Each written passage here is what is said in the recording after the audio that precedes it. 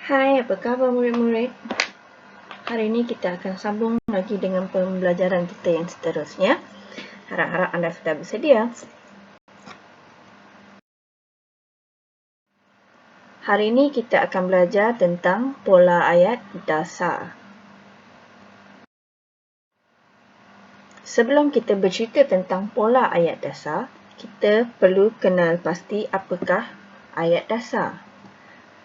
Ayat dasar terbentuk daripada subjek dan predikat. Pada minggu yang lalu, kamu telah pun mempelajari tentang subjek dan predikat. Dalam pembelajaran yang lepas, subjek merupakan unsur yang diterangkan, manakala predikat menerangkan subjek. Saya ulang.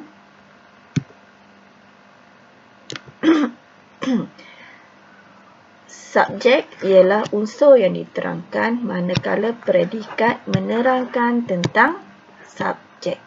Okey, itu adalah tentang subjek dan predikat. Baik, ayat dasar merupakan asas kepada pembentukan semua ayat yang lain. Contohnya ayat tunggal, ayat majmuk, ayat aktif, ayat pasif dan sebagainya. Terdapat 4 jenis pola ayat dasar, iaitu frasa nama dan frasa nama, frasa nama dan frasa kerja, frasa nama dan frasa adjektif, dan akhir sekali frasa nama dan frasa sendi nama. Jika anda perhatikan, semua frasa untuk subjek ialah frasa nama. Manakala untuk predikat pula kita ada frasa kerja, frasa nama, frasa kerja, frasa adjektif dan frasa sendi nama. Seterusnya kita lihat apakah frasa nama. Ini sebagai ulang kaji bagi pelajar yang mungkin sudah lupa tentang frasa nama. Frasa nama merupakan binaan frasa yang unsur utamanya ialah kata nama. Bermaksud, dalam ayat, bahagian ayat itu, perkara utama dia ialah kata nama. Okey, bagi yang dah lupa apa itu kata nama, mari kita ingat semula. Contoh, kita ada bunga. Bunga ialah, ini ialah nama.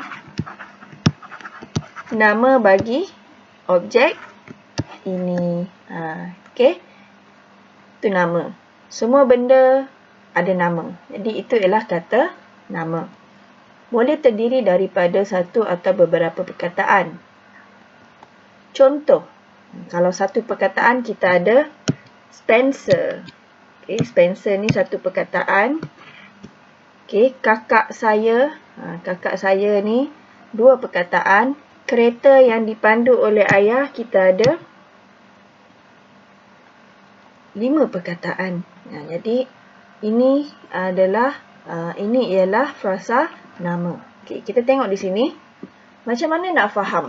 Apa maksud unsur utama? Unsur utama ialah dalam ayat ini kakak dan juga kereta. Sebab kakak saya tidak bercakap tentang saya, tetapi dia bercakap tentang kakak. Kakak siapa? Kakak saya.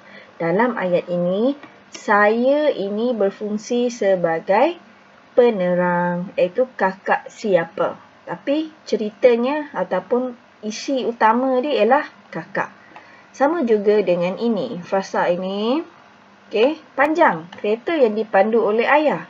Kita nak bercakap tentang kereta. Kita bukan cakap tentang ini. Tetapi yang dipandu oleh ayah menceritakan atau menerangkan. Merupakan penerang untuk kereta. Sebab kereta banyak. Tapi kereta yang mana yang menjadi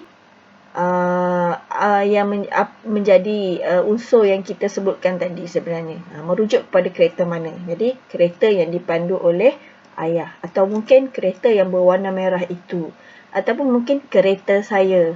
Sebab kamu ada kereta, saya ada kereta, kita bercakap tentang kereta siapa? Kereta saya. Jadi saya ialah penerang untuk kereta tadi. Okey, jadi kakak dan juga kereta merupakan kata nama. Dan dalam ayat ini, kata nama ini menjadi unsur utama. Jadi inilah yang dipanggil sebagai frasa nama. Seterusnya, apakah pula frasa kerja? Frasa kerja ialah binaan frasa yang unsur utamanya ialah kata kerja. Baik, ulang kaji. Apakah itu kata kerja? Contoh. Kita ada bunga tadi. Okey. Bunga ialah kata nama untuk objek dalam gambar ini. Okey. Apa yang berlaku sekarang ialah bunga itu diberi ataupun memberi. Okey. Mana nak cakap objek orang ataupun patung yang di sebelah kiri memberi bunga kepada patung yang di sebelah kanan. Contohnya dalam kan, perbuatan dia ataupun kerja dia ialah memberi. Inilah kerja dia. Ini kerja dia, memberi. Apa yang diberi? Ni benda ni. Ini ialah apa? Kata nama tadi. Jadi ini ialah frasa kerja. Sebab kita fokus kepada memberi. Kita bukan fokus kepada bunga. Bunga ialah hanya objek. Okay, sama juga boleh terdiri daripada satu atau beberapa perkataan. Contohnya makan. Saya makan. Jadi makan ialah frasa kerja. Membantu emak juga frasa kerja. Berjalan kaki, frasa kerja. Dalam membantu emak dan berjalan kaki, kita ada kata kerja sebagai unsur utama. Okey, kata kerja sebagai unsur utama. Emak, emak dan juga kaki dalam ayat ini ialah kata nama. Walau bagaimanapun, membantu emak tidak berfokus kepada emak, tetapi fokus utama yang hendak dikatakan ialah membantu. Emak ni dia cuma menerangkan je siapa yang dibantu. Sama juga dengan berjalan kaki. Kita bukan bercakap tentang kaki, kita bercakap tentang berjalan, kerja yang dilakukan. Boleh faham? Jadi kata kerja menjadi unsur utama dalam frasa yang dinyatakan. Yang ketiga, apa pula frasa adjektif? Frasa adjektif mempunyai kata adjektif sebagai unsur utamanya. Ulang kaji lagi. Mungkin ada yang dah terlupa perbezaan antara ketiga-tiga perkataan ini. Jadi tadi kita ada kata nama iaitu bunga. Kata kerja iaitu perbuatan memberi bunga. Kata adjektif pula untuk bunga. Kita ada objek, kita ada objek, ada nama, bunga. Adjektif ialah apa yang kita nampak, apa yang kita boleh bau, apa yang kita boleh dengar daripada sesuatu kata nama itu. Contohnya untuk bunga, kita tahu, semua orang tahu bunga cantik. Jadi itu yang kita nampak pada bunga cantik. Yang kedua, harum. Ini kita boleh hidu. Kita menggunakan deria bau kita. Harum. Jadi ini juga adjektif bagi bunga. Dan yang ketiga, segar. Bunga yang segar. Kita boleh bagi hadiah kepada ibu kita contohnya untuk hari ibu yang akan datang. Jadi, sama juga boleh terdiri daripada satu atau beberapa perkataan. Contoh, sedih. Sedih, susah hati. Dan juga panjang, lebar. Kita tengok. Perkataan yang digariskan ini merupakan unsur utama dalam frasa ini. Kita nak bercakap tentang susah dan juga panjang. Hati dan lebar ini menerangkan tentang panjang, hati menerangkan tentang susah. Jadi inilah unsur utama kita. Okey, unsur utama ni kata adjektif, maka ini ialah frasa adjektif. Frasa sendi. Binaan frasa yang unsur utamanya ialah kata sendi. Apa contoh kata sendi? Antara contoh kata sendi ialah di, ke, dari, daripada. Okey, dan daripada. Saya tak tulis Okey. Contoh. Tadi kita ada bunga, masih lagi cakap benda yang sama, bunga. Sekarang ni kita nak bercakap tentang apa pula bunga ni?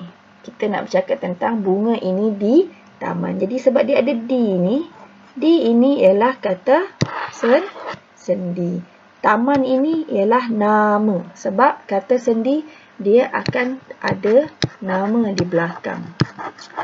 Ini dia punya, kata apa? Dia ciehun lah, ada kahwin dengan nama. Dia mesti ada nama di belakang. Jadi, mestilah diikuti oleh frasa nama di belakangnya sebagai pelengkap. Dia kena lengkap ya, dia tak boleh saya di. Dia mesti saya di sekolah dan sebagainya. Contoh, di rumah ke tepi pantai. Di dengan ke ialah kata sendi. Okey, manakala rumah ini ialah kata nama. Ini juga ialah kata nama. Tepi ini bukan 4 kata yang utama. Ini ialah kata arah. Jadi ini bukan yang utama. Inilah yang utama. Jadi ke, ini ialah namanya. Jadi dalam ayat ini dia bukan nak fokus dekat rumah ataupun tepi pantai, tapi dia nak fokus tu di. Di bermaksud kedudukan dia. Ke bermaksud dia pergi mana. Okey, ini adalah unsur utama yang cuba ditekankan dalam ayat ini, dalam frasa ini. Jadi tadi kita berbalik kepada pola ayat. Jadi kita ada pola yang pertama iaitu frasa nama dengan frasa nama. Contoh, Daniel Limin murid di sekolah itu. Daniel Limin murid di sekolah itu. Subjek ialah Daniel Limin. Predikat ialah murid di sekolah itu. Baik, dalam ayat ini, murid ini menjadi unsur utama. Okey. Di sekolah itu, ini cuma menerangkan tentang murid. Yang kedua, Jared Ling anak guru besar. Kalau kita tengok ini, anak, pen saya tak beroperasi. Okey, anak ini juga unsur utama. Dia nak cakap siapa Jared Ling. Jared Ling ni ialah anak. Tetapi kalau anak saja tidak jelas, jadi anak siapa? Ini juga menerangkan ataupun penerang kepada anak tadi. Tapi kita tengok yang pertama, murid dengan anak. Inilah yang menunjukkan frasa nama. Kedua, frasa nama dengan frasa kerja. Darren Toh mencuci kasutnya. Darren Toh mencuci kasutnya. Baik, dalam ayat yang pertama, mencuci merupakan kata kerja. Dan apabila dia ada ni, ini jadi frasa kerja. Okey, semua ni jadi frasa kerja. Okey, jadi kita punya penekanan ialah mencuci. Kita nak bercakap tentang apa yang Darren tu buat. Kasut ini ialah objek. Baik, yang kedua, Iskin Eng sedang bermain permainan video. Dalam ayat ini, bermain ini merupakan kata kerja. Jadi bermain permainan video ini ialah frasa kerja. Okey, termasuk sedang lah. Sedang ni sebenarnya dia merujuk kepada kata bantu. Dia nak merujuk kepada masa lah. Waktu itu Sencai. Sencai buat apa. Yang ketiga, ini sebenarnya pola ketiga. Ada kesilapan sikit. Frasa nama dengan frasa adjektif. Contoh, Melvin Tiong rajin belajar. Melvin Tiong rajin belajar. Jadi dalam ayat predikat ini, kita bercakap tentang rajin. Rajin buat apa? Rajin belajar. Jadi frasa adjektif dia, kita tengok dekat yang pertama. Sama juga yang kedua. Sedang ini ialah kata bantu. Okey, ini bukan kata nama kerja adjektif. Kita tengok ini. Ini ialah sibuk dan apa yang menyibukkan dia? Sebab dia menyiapkan sarapan pagi. Ini juga menjadi frasa adjektif. Ini pun frasa adjektif. Okay. Terakhir, frasa nama dengan frasa sendi. Subjek Hilmi berdikat di rumah rakannya. Jadi kita nak bercakap tentang di ni merujuk kepada sendi kan. Jadi di rumah rakannya ini ialah frasa sendi nama. Yak dan yang akan ke Pahang. Kita tengok ke sebab akan ini hanyalah kata bantu. Apa maksud kata bantu? Kata bantu ni macam contohlah kamu nak buat Milo. Milo yang sedap kena tambah gula sedikit. Jadi kata bantu ni macam gula lah. Dia melengkapkan ayat itu. Okey. Jadi kata bantu akan ini menunjukkan dia belum buat dan dia nanti akan buat. Jadi ke inilah dia kata sendi yang menjadikan ini sebagai frasa sendi. Jadi itu adalah tentang pola ayat dasar. Jadi, pada hari ini kamu telah belajar 3 perkara, iaitu yang pertama, kamu telah belajar tentang apa itu ayat dasar. Yang kedua, kamu telah mempelajari tentang jenis frasa ataupun 4 jenis frasa. Dan yang ketiga, kamu telah mempelajari tentang apa itu 4 pola ayat. Jadi, saya harap pembelajaran pada hari ini dapat bermanfaat, dapat memberikan manfaat kepada kamu semua. Sekian, terima kasih.